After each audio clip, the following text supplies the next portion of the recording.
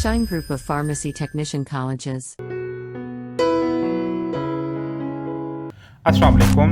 Today our lecture about biotechnology. इसमें हम सबसे पहले जो है इसकी वर्ड टर्मिनोलॉजी देखेंगे, फिर इसकी डेफिनेशन है, फिर इसका स्कोप है, एप्लीकेशन है, जेनेटिक इंजीनियरिंग है, और फिर हमारे पास आता है buffer and electrolyte system, acid base. ये जितना भी है ये सारे का सारा हमने इस लेक्चर में हमने देखना है। सबसे पहले हमारे पास आता है बायोटेक्नोलॉजी वर्ड। इस वर्ड को हम देखते हैं सबसे पहले biology. Bio originate from biology and it's mean life और लिविंग थिंग। मतलब इसमें हम क्या करेंगे, लाइफ या लिविंग थिंग्स की स्टडी करेंगे। टेक्नोलॉजी मतलब कोई भी टेक्निक्स होंगी या टेक्नोलॉजी को हम यूज करते हुए लाइफ की स्टडी करेंगे। तो अगर हम इसकी डेफिनेशन सिंपल वर्ड में करें तो use of technology on living organism. तो लिविंग ऑर्गेनिज्म में टेक्नोलॉजी का यूज इज कॉल्ड बायोटेक्नोलॉजी। फिर इसकी कुछ डेफिनेशंस है ब्रिटिश बायोटेक्नोलॉजी के अकॉर्डिंगली, यूरोपियन फेडरेशन के accordingly and United State National Science Foundation के अकॉर्डिंगली। तो अब मतलब उसका यही होगा कि use of technology on living organism. बस कुछ वर्ड्स का आगे पीछे होते जाएंगे, मतलब स्टोरी सेम होगी। तो ब्रिटिश बायोटेक्नोलॉजिस्ट के अकॉर्डिंगली क्या है, application of biological organism system और processes to the manufacturing and services industry. के क्या करेंगे, हम अप्लाई करेंगे एप्लीकेशन इस चीज को, बायोलॉजिकल ऑर्गेनिज्म को, कोई भी ऑर्गेनिज्म को, उसका कोई सिस्टम हो सकता है या फिर उसका कोई प्रोसेस हो सकता है, किसके लिए, या फिर सर्विसेज इंडस्ट्री के लिए। तो ये है जी ब्रिटिश बायोटेक्नोलॉजिस्ट के अकॉर्डिंगली। फिर है हमारे पास यूरोपियन फेडरेशन के अकॉर्डिंगली। तो क्या है, integration of natural sciences. Natural sciences का मजमूआ हो गया in order to achieve the application of organism. क्यों? क्योंकि हम अप्लाई करना चाहते हैं ऑर्गेनिज्म को, सेल को, पार्ट्स को, thereof molecular analog for product and services. मतलब वो ही है कि क्या करेंगे हम कि ऑर्गेनिज्म, सेल, पार्ट्स को या मॉलिक्यूल को यूज करेंगे प्रोडक्ट या सर्विसेज इंडस्ट्री में।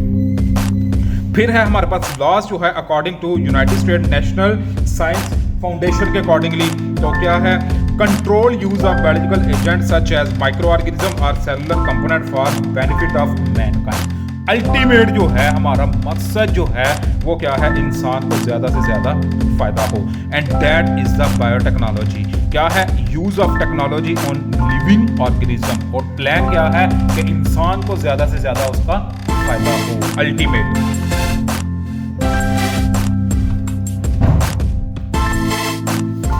फिर है हमारे पास इंपॉर्टेंस ऑफ बायोटेक्नोलॉजी। तो क्या है, सबसे पहले ड्रग्स एंड कीमोथेरेपी एजेंट। तो क्या करता है, बायोटेक्नोलॉजी हमारी हेल्प करती है ड्रग्स और कीमोथेराप्यूटिक एजेंट में। नई नई ड्रग्स आ रही हैं, या क्या करते हैं हम, कैंसर की ट्रीटमेंट है या कहीं और है, कोई भी एक नया वे आ जाता है, कोई भी डिजीज को कोई भी डिजीज होती है उसका को ट्रीट करने का जो मेथड होता है वो इसके थ्रू हम इंप्रूव करते रहते हैं बायोटेक्नोलॉजी के थ्रू। फिर है हमारे पास hybridoma, plant culture, animal culture, recombinant DNA. Hybridoma का क्या मतलब होता है कि कोई भी चीज जो हाइब्रिड है, दो डिफरेंट स्पीशीज से मिलने से वो चीज बनती है, उसको बोलते हैं हाइब्रिड। तो ये टेक्नोलॉजी जो है हाइब्रिडोमा टेक्नोलॉजी। प्लांट कल्चर, इसमें क्या करते हैं, प्लांट का एक पीस लेकर उसको आर्टिफिशियल इन्वायरमेंट में या एक अलग इन्वायरमेंट में हम क्या करते हैं, ग्रो कराते हैं। इसी तरह एनिमल कल्चर में क्या है, एनिमल टिश्यू लेंगे और उसको क्या करेंगे हम आर्टिफिशियल इन्वायरमेंट में आउटसाइड द बॉडी ग्रो करवाएंगे।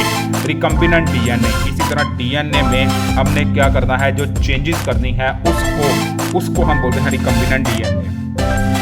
ये सारी की सारी जो है ये इंपॉर्टेंस है बायोटेक्नोलॉजी की, ये सारे का सारा हम बायोटेक्नोलॉजी में करते हैं। थर्ड है हमारे पास हार्मोन रिप्लेसमेंट थेरेपी। अब क्या होता है, इसकी बेस्ट एवर एग्जांपल है हमारे पास डायबिटिक पेशेंट जो है उनमें क्या होता है, इंसुलिन उनकी बॉडी में बनता नहीं है, या बनता है तो काम नहीं करता, ठीक है। लेकिन हमें क्या चाहिए, इंसुलिन चाहिए जो अपना काम करे, जो शुगर को कंट्रोल करे। नहीं होगा तो डायबिटिक पेशेंट हो जाएगा वो। ठीक है, तो उसमें क्या करें? अब अगर इंसुलिन नहीं काम कर रही या नहीं बन रही तो फिर क्या करेंगे? हम उसको आर्टिफिशियल वे में हम क्या करेंगे? इंसुलिन देंगे। तो इंसुलिन बनेगी कैसे, कहाँ से बनेगी, कितनी बनेगी? तो that is the hormone replacement therapy. जो हम क्या करेंगे? उसको हार्मोन्स जो है वो वाला दे देंगे, तो हार्मोन रिप्लेसमेंट थेरेपी। इसी तरह है जीन थेरेपी। अगर किसी में कोई डिजीज हो जाती है जो जेनेटिक है, जो पेरेंट्स से नस्ल ऑफ स्प्रिंग में जा रही है और नस्ल दर नस्ल चलती जा रही है, उसको ट्रीट करने के लिए हम क्या करते हैं? जीन थेरेपी करते हैं। जो जीन है डीएनए में, उसको हम क्या करेंगे? उसको चेंज कर देंगे, जो हमारे लिए बेटर होगा, बेटरमेंट ऑफ ह्यूमन, तो वो क्या करेंगे? हम उसको चेंज कर देंगे। फिर है हमारे पास टिश्यू कल्चर टेक्नोलॉजी। इसमें क्या करते हैं? टिश्यू कल्चर टेक्नोलॉजी में हम क्या करते हैं? टिश्यू लेते हैं, प्लांट का या एनिमल का लेते हैं, उसको क्या करते हैं? बाहर आउटसाइड द बॉडी क्या करते हैं? ग्रो कराते हैं आर्टिफिशियल इन्वायरमेंट में। तो that is the tissue culture technology. फिर है ट्रीटमेंट ऑफ डिजीजेज। बहुत सी डिजीजेज होती हैं, हम उनको क्या करते हैं? उनको ट्रीट करते हैं with the help of biotechnology. Biotechnology से डिजीज़ को ट्रीट करते हैं। फिर है डायग्नोसिस ऑफ एपिडेमिक डिजीजेस। तो एपिडेमिक डिजीजेज होती हैं जो एरिया वाइज या सीजनल होती हैं, तो उनको हम क्या करेंगे? उनके डायग्नोसिस के लिए हम इसको डिफरेंट टेस्ट वगैरह या किट्स वगैरह हमारे पास आती हैं, जिससे हम उसको क्या करते हैं? डायग्नोज करते हैं कोई भी एपिडेमिक डिजीज। तो ये है जी इंपॉर्टेंस ऑफ बायोटेक्नोलॉजी। फिर है हमारे पास जेनेटिक इंजीनियरिंग। तो इसमें जितना भी है वो जीन्स है, जीन का कंसेप्ट है। जीन्स क्या होता है? सीक्वेंस होता है न्यूक्लियोटाइड का। जो आपने न्यूक्लिक एसिड वाले चैप्टर में न्यूक्लियोटाइड पढ़ा था ना, कि उसमें एडेनिन का थायमिन के साथ और गवानिन का साइटोसिन के साथ जो होता है एक वो सीक्वेंस होता है, उस सीक्वेंस को हम जीन बोलते हैं। ठीक है जी।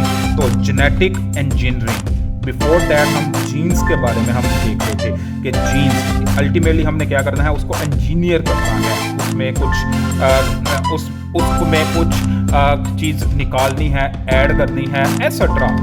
तो जीन्स सीक्वेंस ऑफ न्यूक्लियोटाइड होता है, या नाइट्रोजनियस बेसिस कह लें सिंपल में। नाइट्रोजनियस बेसिस का जो सीक्वेंस होता है डीएनए में, दैट इज कॉल्ड जीन। अब यहाँ पर 3 तरह के प्रोसेस होते हैं: रेप्लिकेशन, ट्रांसक्रिप्शन, ट्रांसलेशन। रेप्लिकेशन क्या है? डीएनए से डीएनए का बनना। ट्रांसक्रिप्शन क्या है? डीएनए से आरएनए का बनना। ट्रांसलेशन क्या है? आरएनए से प्रोटीन का बनना। तो ये जो प्रोसेस है बेसिकली क्या करता है? इनको कंट्रोल करना है। अब कोई भी फॉर एग्जांपल डिजीज कंडीशन हो जाती है, कोई बैक्टीरिया, कोई वायरस आ जाता है, अब उसका भी जेनेटिक कोड होगा, वो क्या करेगा? ह्यूमन के जेनेटिक पर अटैक करेगा और उसको कंट्रोल में कर देगा। आफ्टर दैट क्या करेगा? उसी तरह रेप्लिकेशन, ट्रांसक्रिप्शन, ट्रांसलेशन के प्रोसेस में से गुजरेंगे। ठीक है जी। तो उससे क्या होगा?